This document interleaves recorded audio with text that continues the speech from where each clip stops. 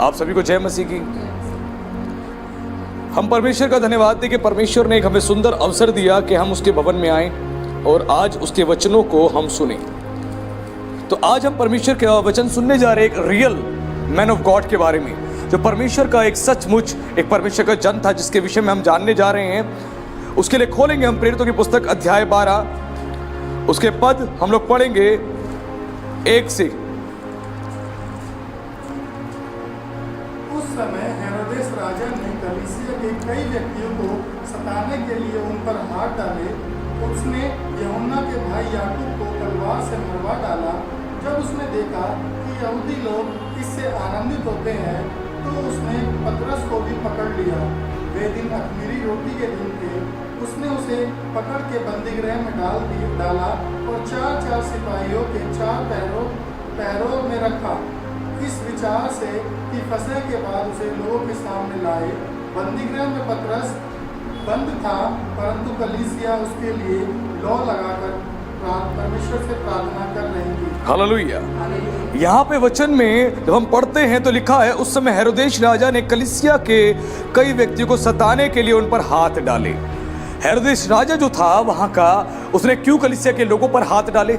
उनको सताने के लिए, क्योंकि फरीसियों ने उसको उकसा दिया था, फरीसियों ने उसको भड़का दिया था। और फरीसी चाहते थे जितने प्रभु यीशु मसीह को मानने वाले उसके चेले हैं, उन सब के साथ बुरा व्यवहार हो और उनको सताया जाए, उनको मार दिया जाए। क्योंकि फरीसी जो शास्त्र का ज्ञान रखते थे, शास्त्र के बारे में जानते थे, वो कभी नहीं चाहते थे कि यीशु मसीह के बारे में ये चेले प्रचार करें। उन्होंने बहुत कोशिश करी दबाने की कि प्रभु के चेलों को हम मार देंगे, इनको घात कर देंगे और मसीहत को यहीं पर हम समाप्त कर देंगे।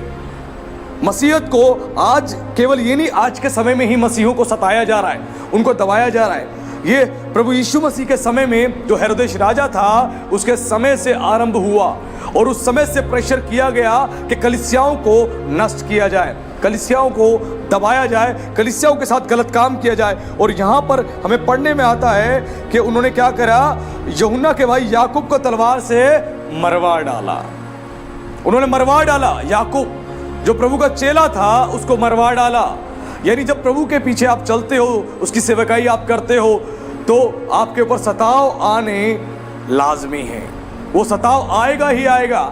और यहाँ पर जो बात हो रही है, मैंने बताया आपको कि सताव पूरी तौर से प्रेशराइज किया गया कलीसिया के ऊपर। आज जैसे वर्ल्ड वाइड आप देखते हो, क्रिश्चियनिटी को देखते हो, बहुत सारे चर्चेस में बहुत ज़बरदस्त तरीके से परसिक्यूशन आ रहा है, दबाव आ रहा है। क्यों? कलीसियाओं को सताया जा रहा है, पास्टरों को मारा जा रहा है, कलीसिया के अंदर घुस के तोड़ फोड़ करी जा रही है, जवान महिलाओं के साथ गलत काम किया जा रहा है, बहनों के साथ गलत काम किया जा रहा है, बुजुर्गों को मारा पीटा जा रहा है। क्यों? इसलिए कि चर्च आना ये लोग छोड़ दे, किस लिए? कि ये प्रभु यीशु मसीह को मानना छोड़ दे। और ये सताव जबरदस्त तरीके से आया। और लेकिन एक रियल मैन ऑफ गॉड था, जिसके बारे में हमने यहाँ पे आगे पढ़ा कि उन्होंने क्या करा, फिर पतरस को भी पकड़ लिया। जो प्रभु का एक महान चेला था पतरस, उसको भी पकड़ लिया, जिसके विषय में आज हम सुनने जा रहे हैं। पतरस को भी पकड़ के उन्होंने क्या करा, बंदीगृह में डाल दिया। क्योंकि पतरस जो था वो चेलों का लीडर था, पतरस जो था वो चेलों का लीडर था। और वो लोग जानते थे कि पतरस जो है उनकी अगुवाई कर रहा है। और जैसे उन्होंने चेलों को मारा, पतरस को भी उठाकर उन्होंने जेल खाने में बंद कर दिया। और ये प्रभु के चेलों में से एक महत्वपूर्ण चेला है पतरस, जिसके बारे में क्या लिखा है, उसने उसे पकड़कर बंदीगृह में डाला और 4-4 सिपाहियों के 4 पहरों में रखा, इस विचार से कि फंसा के बाद उसे लोगों के सामने लाए। क्यों लोगों के सामने लाए? जान से मारने के लिए, उसको खत्म करने के लिए लोगों के सामने लाए, ये उनका प्लान था। इसीलिए पतरस को भी पकड़ के उन्होंने जेल खाने में बंद कर दिया।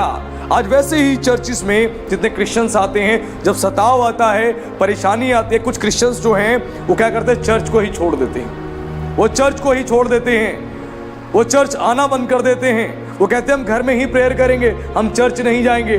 जब उनके पास्टर्स को सताया जाता है, उनके पास्टर्स पे अटैक आते हैं, तब वो सपोर्ट के लिए खड़े भी नहीं होते, वो भाग जाते हैं। तितर बितर हो जाते हैं। बहुत सारी मिनिस्ट्रीज में ऐसा है, क्योंकि कई गांव देहातों के कई पास्टर्स हैं जिनके साथ ऐसा होता है और बताते हैं कि चर्च में घुस के पास्टर के ऊपर अटैक किया गया और चर्च के लोग बैठ के देख रहे थे और चर्च से भाग गए और किसी ने पास्टर का बीच बचाव भी नहीं किया। क्यों? इसीलिए क्योंकि वो डरते हैं, उनके अंदर भय है इस चीज का कि हमें नुकसान ना हो जाए, मेरी पत्नी को नुकसान ना हो जाए, मेरे पति को नुकसान ना हो जाए, मेरे बच्चे को नुकसान ना हो जाए। लेकिन जो पास्टर उनके आत्मिक जीवन के पालन पोषण के लिए परिश्रम कर रहा है, जो मेहनत कर रहा है, जिसको प्रभु ने उसके लिए खड़ा किया है, उसके लिए वो लोग नहीं खड़े हुए। और यहां पर कलीसियाओं को सताया जा रहा था और सताया जा रहा था और याकूब को तलवार से मरवा दिया और पतरस को पकड़ के जेल खाने में बंद कर दिया। और 5 में लिखा है बंदी गृह में पतरस बंद था, परंतु कलीसिया उसके लिए लो लगाकर परमेश्वर से प्रार्थना कर रही थी। ये रियल चर्च की बात करी जा रही है, ये एक रियल कलीसिया की बात हो रही है, जिसने क्या करा, जब पतरस को जेल खाने में ले जाकर बंद कर दिया गया तो परमेश्वर से वो लो लगाकर प्रार्थना कर रही थी। मसीहों का जो शस्त्र है वो प्रार्थना है, जो कलीसिया का शस्त्र है वो प्रार्थना है। जब कलीसिया लो लगाकर प्रार्थना करती है तो परमेश्वर उन प्रार्थनाओं को सुनता है। लेकिन आज यदि कलीसिया में पास्टर को परेशानी आ जाए या चर्च में किसी बिलीवर को परेशानी आ जाए तो चर्च के लोग लो लगाकर प्रार्थना भी नहीं करते हैं। हालेलुया। बहुत से लोग प्रार्थना नहीं करते हैं। आज परमेश्वर को ऐसी कलीसिया चाहिए जो लो लगाकर प्रार्थना करें। आज उनका प्रार्थना का जीवन होना चाहिए। वो कलीसिया बोझ के साथ प्रार्थना करे, अपने देश के लिए प्रार्थना करे, अपनी कलीसिया के लोगों के लिए प्रार्थना करे, समाज के लिए। आज ऐसे परमेश्वर को कलीसिया में लोग चाहिए। लेकिन आज बहुत सारी कलीसियाओं में ऐसा है, लोग आते हैं, अपने लिए प्रार्थना करते हैं, अपने परिवार के लिए प्रार्थना करवाते हैं और चले जाते हैं। उनको मतलब ही नहीं है परमेश्वर के दासों से, उनको मतलब ही नहीं है और मिनिस्ट्रीज से, उनको मतलब ही नहीं है अपने देश से। आज हमें ऐसा नहीं बनना है। यहाँ पे हमने पढ़ा, जब कलीसिया में परेशानी पड़ी, पतरस के ऊपर विपत्ति आई, परेशानी आई, तो लिखा है कलीसिया जाके सो नहीं रही थी। आज कलीसिया में कोई बीमार पड़ता है, हमारे कलीसिया के लोग रात में जाके चैन की नींद सो जाते हैं। वो प्रार्थना नहीं करते हैं कि हमारी कलीसिया में किसी व्यक्ति पर परेशानी आई है तो हम प्रार्थना करें, हमारे पास्टर में परेशानी आई हम प्रार्थना करें। वो प्रार्थना नहीं करते हैं, वो चैन से सो जाते हैं। क्यों? परेशानी हमारी थोड़ी ना है, परेशानी तो पास्टर की है, परेशानी चर्च के व्यक्ति की है, हमारी क्या परेशानी है। लेकिन यहाँ रियल जो चर्च है उसकी बात हो रही है। रियल चर्च के लोगों ने क्या किया? परमेश्वर से लो लगाकर प्रार्थना करी। आज ऐसे ही परमेश्वर को कलीसिया चाहिए जो परमेश्वर से लो लगाकर प्रार्थना करें, क्योंकि आप नहीं जानते हैं आपकी प्रार्थना अद्भुत रीति से काम करती है, अद्भुत रीति से काम करती है। क्योंकि हम जिस संसार में रह रहे हैं, ये संसार जो है एक भौतिक संसार है। इसके साथ 2 संसार और पाए जाते हैं, एक आत्मिक संसार है, एक स्वर्गीय संसार है। आत्मिक संसार में जब आप प्रार्थना करते हो तो आत्मिक संसार में अद्भुत हलचल होती है, अद्भुत हलचल होती है। आत्मिक संसार में दुष्ट आत्माएं पाई जाती हैं, आत्मिक संसार में शैतान पाया जाता है, आत्मिक संसार में आत्मा से चलने वाले लोग होते हैं। इस आत्मिक संसार को कोई साधारण व्यक्ति नहीं देख सकता। मैंने क्या बताया, 3 संसार पाए जाते हैं, एक स्वर्गीय संसार पाया जाता है, एक आत्मिक संसार पाया जाता है और एक भौतिक संसार पाया जाता है जिसमें हम हैं। इस भौतिक संसार में हम सब कुछ देख सकते हैं, लेकिन आत्मिक संसार में यदि हम आत्मिक रीति से जीवन जीते हैं तभी हम देख सकते हैं आत्मिक संसार को। और स्वर्गीय संसार जहां परमेश्वर हमारा विराजमान है। आपकी प्रार्थना जब आप करते हो तो आत्मिक संसार को हिला के रख देती है। कलीसिया की प्रार्थना आत्मिक संसार को हिला के रख देती है, क्योंकि स्वर्ग में वो प्रार्थना जाती है और वहां से रिलीज होता है उस प्रार्थना का आंसर, वहां से रिलीज होता है उस प्रार्थना का आंसर। और ये कलीसिया जो है ये परमेश्वर से लो लगाकर प्रार्थना कर रही थी। आज यदि आपकी कलीसिया में कोई बीमार है, कलीसिया में कोई परेशान है, आपके पास्टर दुखी हैं, कलीसिया के लोग परेशान हैं, या कोई भी समस्या है, कलीसिया की रिस्पॉन्सिबिलिटी है कि वो लो लगाकर प्रार्थना करें, वो बोझ के साथ प्रार्थना करें, ताकि उनकी प्रार्थना के माध्यम से परमेश्वर अद्भुत काम करें। ध्यान रखना, आपकी प्रार्थना आत्मिक जगत को हिला के रख देती है। आपकी प्रार्थना साधारण प्रार्थना नहीं होती है। जब कलीसिया लो लगाकर प्रार्थना करती है तो अद्भुत रीति से परमेश्वर उन प्रार्थनाओं के उत्तर को तुरंत रिलीज करता है। हालेलुया। जब डैनियल ने प्रार्थना करी, उसकी प्रार्थना उसी वक्त सुनी गई, उसके प्रार्थना के शब्द उसी वक्त सुने गए। ध्यान रखना, जब आप प्रार्थना करते हो अपनी बुद्धि से प्रार्थना मत करना, संसारिक बुद्धि से। जब प्रार्थना करो, जो परमेश्वर का आत्मा आपको बुद्धि देता है, उस आत्मा से बुद्धि करो। क्योंकि पौलुस कहता है कि जब तू प्रार्थना करे तो आत्मा से भी प्रार्थना करो और बुद्धि से भी प्रार्थना कर। कौन सी बुद्धि? जो परमेश्वर आपको देता है। क्योंकि वचन में लिखा है परमेश्वर का आत्मा बुद्धि का आत्मा है। वो आपको विजडम देता है। किस चीज के लिए? आत्मिक जीवन जीने के लिए, आपको मिनिस्ट्री करने के लिए, आपको संसार में जीने के लिए वो आपको बुद्धि देता है। ये संसार का ज्ञान नहीं, संसार की बुद्धि नहीं, स्वर्गीय बुद्धि और ज्ञान वो आपको देता है। क्योंकि परमेश्वर की आत्मा की विशेषता है, और उसकी विशेषता में पहली चीज बताई गई बुद्धि। जब परमेश्वर का आत्मा आपको मिलेगा तो बुद्धि वो साथ में देगा। उसकी आत्मा की ये क्वालिटी है, उसके आत्मा की विशेषता है। क्योंकि यशाया उसके 11:2 में लिखा है, यहोवा का आत्मा बुद्धि का आत्मा है, ज्ञान का आत्मा है, समझ का आत्मा है, पराक्रम युक्ति का आत्मा है, और उसके भय का आत्मा है। जो परमेश्वर की आज्ञा मानते हैं, उसकी आज्ञा ऊपर चलते हैं, ये सारी क्वालिटीज उनके अंदर दिखाई देती हैं। क्योंकि परमेश्वर का आत्मा उनमें काम कर रहा है, और ये पवित्र आत्मा की विशेषता है। यदि कोई कहता है मेरे पास पवित्र आत्मा है और बुद्धि नहीं है, ज्ञान नहीं है, समझ नहीं है, पराक्रम युक्ति नहीं है, परमेश्वर का भय उसके जीवन में नहीं है, तो पवित्र आत्मा से वो परिपूर्ण नहीं है। क्योंकि परमेश्वर के आत्मा की ये विशेषता है, उसके आत्मा की ये क्वालिटी है कि उसके अंदर ये चीजें पाई जाएंगी। क्योंकि आपकी प्रार्थना आत्मिक जगत को हिला के रख देती है। डैनियल ने भी प्रार्थना करी, उसकी प्रार्थना का आंसर परमेश्वर की ओर से रिलीज हो गया। लेकिन वो स्वर्गदूत जो था वो फरास के प्रधान के साथ क्या रहा? उसके राजा के साथ युद्ध लड़ता रहा, वहां पे वो फंसा रहा। उन्होंने पकड़ के उसको कैद कर लिया।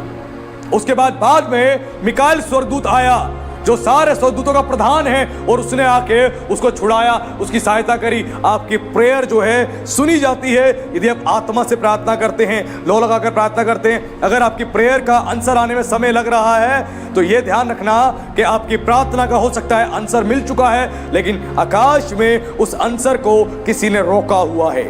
लेकिन परमेश्वर के दूत आएंगे, उस दूत को भेजेंगे जो आपकी प्रार्थना का आंसर आप तक पहुंचाएगा। क्योंकि कलीसिया जब लो लगा के प्रार्थना कर रही थी तो इनकी प्रार्थनाओं का उत्तर एक स्वर्गदूत लेके आया, जिसके बारे में हम आगे पढ़ते हैं। पढ़े उसके वचन को 6 को क्या लिखा है।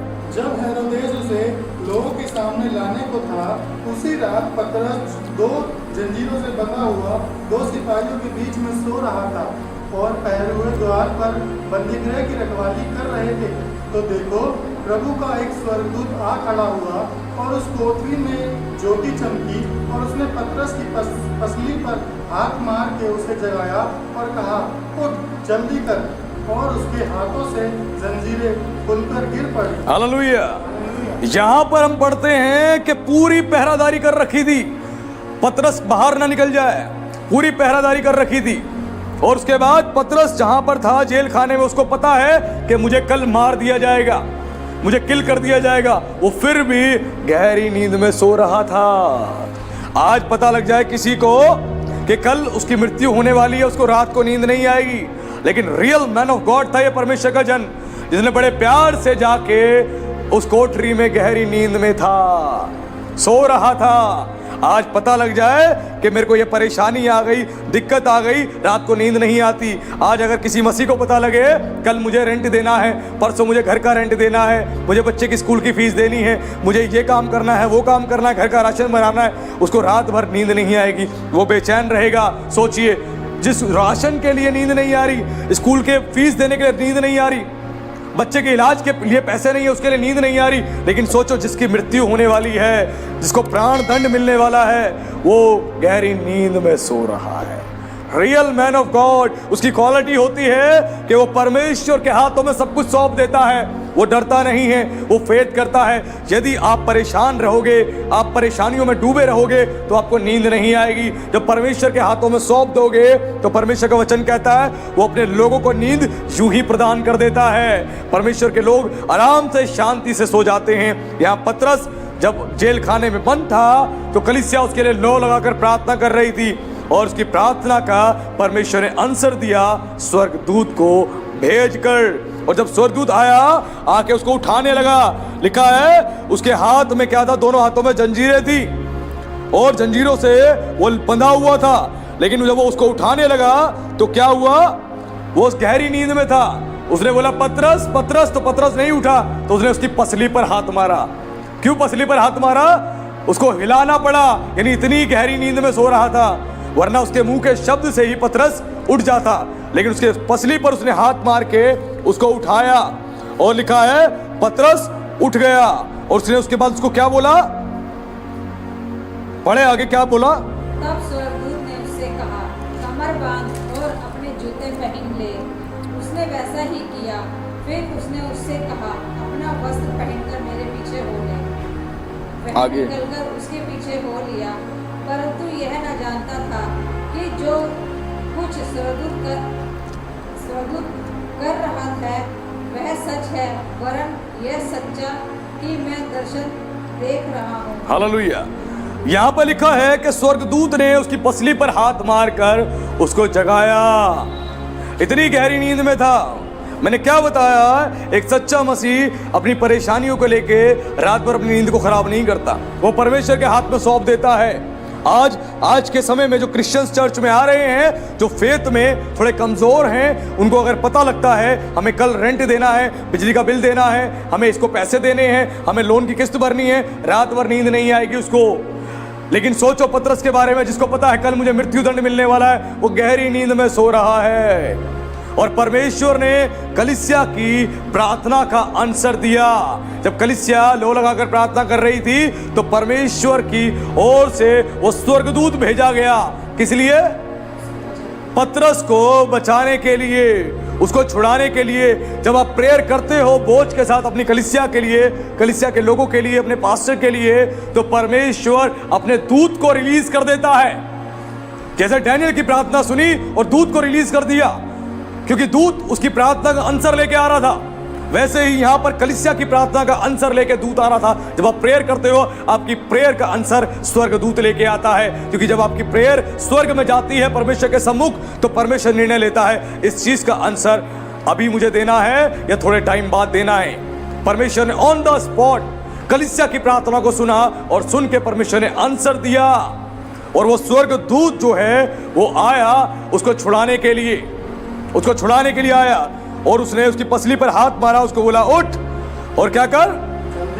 जल्दी कर, तू गहरी नींद में पड़ा मत रहे, आलसी मत रहे, उठ, तेरे निकलने का समय आ चुका है। और आगे क्या बोला स्वर्गदूत ने?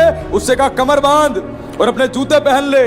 कमर बांध ले और जूते पहन ले, क्योंकि अब तेरा जेल से निकलने का समय आ गया है। आपको नहीं पता कब आपकी परेशानी से निकलने का समय है, किस दिन परमेश्वर आपकी गरीबी को दूर करने जा रहा है, आपकी बीमारी को दूर करने जा रहा है, आपकी तकलीफ को दूर करने जा रहा है। केवल आपको लौ लगाकर प्रार्थना करनी है, अपने लिए, अपने परिवार के लिए, कलीसिया के लिए, क्योंकि आपकी प्रार्थना का आंसर परमेश्वर देने जा रहा है। हालेलुया। परमेश्वर आपकी प्रार्थना का आंसर देने जा रहा है और आपको उससे बाहर निकालने जा रहा है। स्वर्गदूत ने आके पतरस को जगाया और कहा जल्दी कर, निकल यहां से। उसके बाद आगे लिखा है वह निकल कर उसके पीछे हो लिया, और स्वर्गदूत ने उसकी अगुवाई करी। स्वर्गदूत ने उसकी अगुवाई करी, क्योंकि स्वर्गदूत के आते ही उसकी बेड़ियां भी टूट गई, दरवाजा भी खुल गया, और कोई सिपाही भी रोक नहीं पाया, क्योंकि परमेश्वर के दूत शक्तिशाली होते हैं, पावरफुल होते हैं, और कोई भी इंसान उन स्वर्गदूतों का कुछ नहीं बिगाड़ सकता। आज लोग बहुत बड़ी बड़ी बात कहते हैं परमेश्वर के विरुद्ध में, लेकिन वो परमेश्वर के स्वर्गदूत से ही नहीं लड़ सकते, उसके दूत का ही सामना नहीं कर सकते। तो परमेश्वर तो सुप्रीम है, उससे बड़ा तो कोई है ही नहीं। उससे इंसान लड़ाई कैसे करेगा, उससे झगड़ा कैसे करेगा? और यहां पर स्वर्गदूत आया, और स्वर्गदूत के आते ही उसके बंधन खुल गए। यानी प्रार्थनाओं का आंसर है, प्रार्थना आपके बंधन खोलती है, प्रार्थना आपको आजादी देती है। जो जेल का दरवाजा बंद था वो भी खुल गया। जब कलीसिया लो लगा के प्रार्थना करती है, तो परमेश्वर के अनुग्रह से प्रार्थनाओं का आंसर आता है, और उस व्यक्ति के लिए जिसके लिए कलीसिया लो लगा कर प्रार्थना कर रही है, उसके बंधन खुलते हैं, उसकी बीमारी जाती है, उसकी परेशानी जाती है। इसीलिए हर कलीसिया को लो लगाकर प्रार्थना करनी चाहिए, और वही काम यहाँ पर इस कलीसिया ने किया। और आगे क्या लिखा है कि उसने ये सोचा कि मैं कोई दर्शन देख रहा हूं। उसको यकीन नहीं हुआ, उसको लगा मैं कोई दर्शन देख रहा हूं, क्योंकि पतरस को परमेश्वर ने बहुत दर्शन दिए और दर्शनों से बात करी, तो पतरस को लगा कि अभी भी मैं कोई दर्शन देख रहा हूं।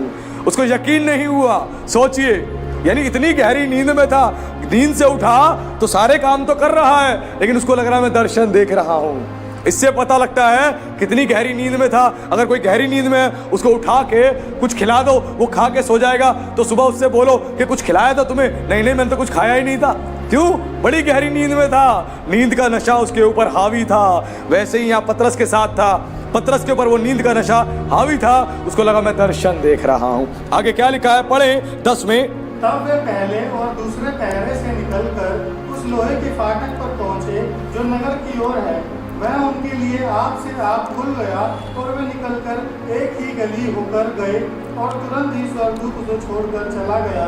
तब पतरस ने सचेत होकर कहा, अब मैंने सच जान लिया है कि प्रभु ने अपना स्वर्गदूत भेजकर मुझे हेरोदेस के हाथ से छुड़ा लिया और यहूदियों की सारी आशा तोड़ दी। हालेलुया।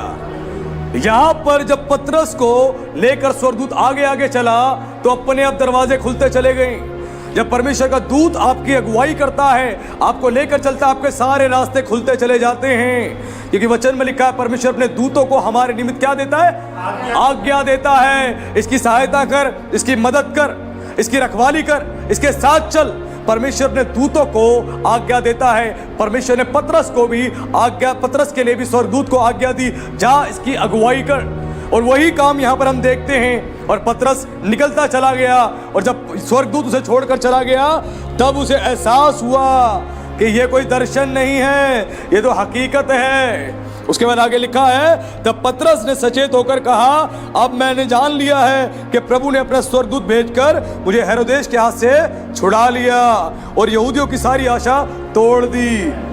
यानी कितना कोई शक्तिशाली हो राजा, शक्तिशाली कोई गवर्नमेंट हो, यदि परमेश्वर के लोगों को सताएगी, परेशान करेगी, तो परमेश्वर सामर्थ्य है निकालने के लिए, परमेश्वर सामर्थ्य है आपको छुड़ाने के लिए। क्योंकि डैनियल के साथ भी यही हुआ सेम।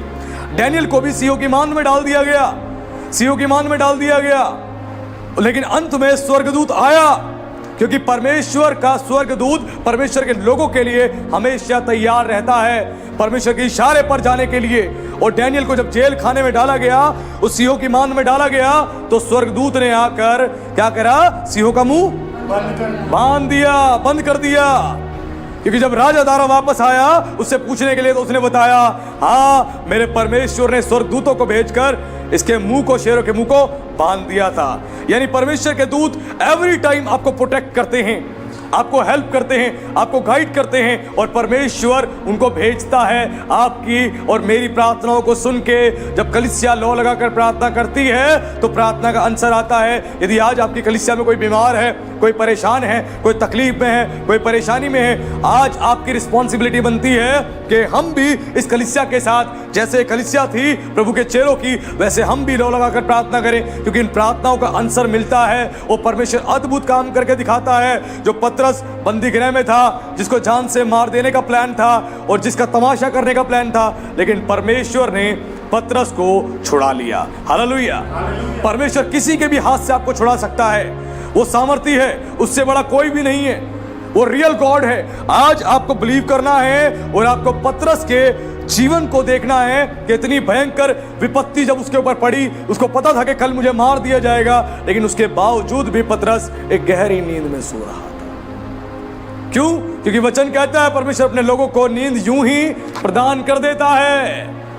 और आज यदि आपको पता लगे, जैसे मैंने बताया, कितनी मर्जी आपको कल किस्तें भरनी हो, किस्तें भरनी हो, रेंट देना हो, लोन की किस्त भरनी हो, बच्चे की स्कूल की फीस देनी हो, कुछ भी हो, आपको रात भर नींद नहीं आएगी, आप बेचैन रहोगे, अब क्या करे क्या करे। लेकिन देखो, यहां पर पतरस गहरी नींद में सो रहा था। ये रियल मैन ऑफ गॉड था, जिसने परमेश्वर के हाथ में सब कुछ सौंप दिया और चिंता नहीं करी। और ये रियल कलीसिया थी जिसने बोझ के साथ पतरस के लिए प्रार्थना किया लो लगाकर। आज वैसे ही जब हम अपने पास्टर के लिए प्रार्थना करते हैं लो लगाकर, हम प्रार्थना करते हैं एक दूसरे के लिए, प्रार्थना करते हैं कलीसिया के लोगों के लिए, बीमारों के लिए, परेशान लोगों के लिए, तो परमेश्वर अपने दूतों को भेजकर हमारी सहायता करता है। हालेलुया। परमेश्वर अपने दूतों को भेजकर हमारी सहायता करता है, हमारी मदद करता है। वैसे ही परमेश्वर ने क्या किया? लूत को बचाने के लिए अपने दूतों को भेज दिया। आप मल्टीपल टाइम्स बाइबल में पढ़ोगे, परमेश्वर ने दूतों को बार बार भेजा परमेश्वर ने। लूत को बचाने के लिए भी अपने दूत भेज दिए और वो दूतों ने जाके लूत को बचा लिया। हालेलुया। वैसे ही परमेश्वर अपने दूतों को भेजता है आपकी सहायता के लिए, आपकी मदद के लिए। और परमेश्वर ने पतरस के लिए भी अपने स्वर्गदूत को भेजा ताकि स्वर्गदूत जो है पतरस को बचाए और लेकर जाए। और वो स्वर्गदूत ने पतरस को बचा लिया और वहां से गायब हो गया। हालेलुया।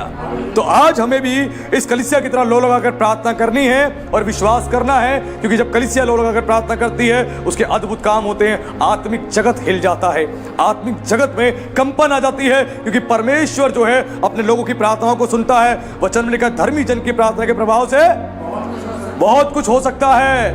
एक धर्मी जन की प्रार्थना अद्भुत काम करती है, उसकी प्रार्थना डायरेक्ट स्वर्ग में जाती है और पूरा आत्मिक जगत हिल जाता है और परमेश्वर जो है उसकी प्रार्थना को सुन के आंसर करता है। ध्यान रखना। तो आज के वचन से परमेश्वर ने बताया कि हमारी हर एक प्रार्थना का, हर एक परेशानी का समाधान जो है वो प्रार्थना है। आज हमें लो लगाकर प्रार्थना करनी है अपनी कलीसिया के लिए, कलीसिया के बीमार लोगों के लिए, परेशान लोगों के लिए, अपने पास्टर के लिए और समाज के हर वर्ग के व्यक्ति के लिए जो प्रभु यीशु मसीह पर विश्वास करता है। यदि परेशानी में है, दुख तकलीफ में है, क्योंकि हमारी प्रार्थनाओं का आंसर आएगा और परमेश्वर अद्भुत काम करके दिखाएगा। तो प्रभु का धन्यवाद। प्रभु आप सबको आशीष दे। सभी को जय मसीह।